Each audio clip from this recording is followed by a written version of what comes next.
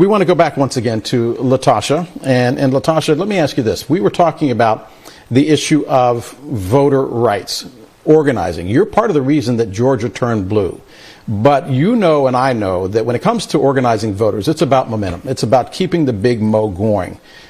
Where's the momentum right now? Is it on the side of those that say that we're a race of people that are being overtaken by black and brown people? Or is it with people like you organized that say, if we don't speak now, we lose our voice forever? You know, I don't know if I think it's an either or. It would be hard for me to kind of measure what one is over the other, because one actually helps. I think one is a response to the other. For example, every time there has been black advancement in this country, there's always been a white backlash. Oftentimes that has come with violence. I can go from the period of Reconstruction all the way from the Civil Rights Movement up into what we've experienced recently. The difference is that there is a major demographic shift that is happening in this nation. And so while there has been an effort where the white community has been the majority in this nation since the founding of this nation, that they've always used that majority as an advantage to really be able to stifle and to marginalize the power of black voters and voters of color. What you're seeing now is you're seeing this major demographic shift go all across the country. You're looking at states like Texas, that when you're talking about under the age of 18, that state is actually majority minority. When you're looking at Georgia, right, which is on the precipice of becoming a minority state. And so ultimately, I think what we're seeing a response from the white community that is actually responding to the demographic shifts, recognizing that communities of color, in fact, have power in this country. So, LaTosha, that being said, do you think black Americans understand the power that they have?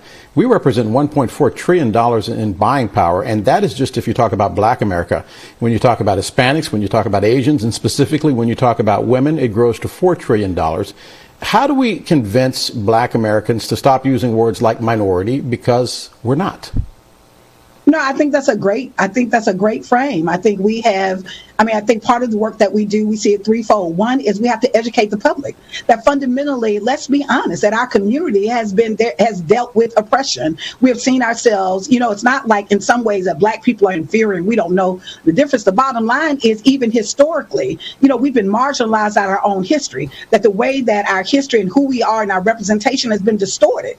And so I think that's why it's really important that we're doing the kind of education on the ground to let people know, to let our communities know that we do have numbers, what those numbers look like and what is possible, particularly even a system that we know fundamentally has been prejudiced against us. Secondly, I think that we have to mobilize that power. We have to actually help people to be able to see the pathway of utilizing those numbers, and really how do we use our economic and political power to leverage in a way in a community and in a country that every single system was created out of structural racism. And the third thing is, I think that we also have to radically reimagine some of these systems, that there are some systems that just quite frankly have to be replaced, that we cannot continue to operate in a system that was literally designed to protect white power and expect that we're going to have a different outcome. And so I think that's the work that we have to do on the ground, as we're not seeing this moment as a transactional moment, but I really do believe that this is a transformative moment. And what I've seen in the communities and what we saw this last election cycle, that when we're engaging our community, when we're actually bringing the good news of hope and our power and helping people to make the connection, that our community does show up.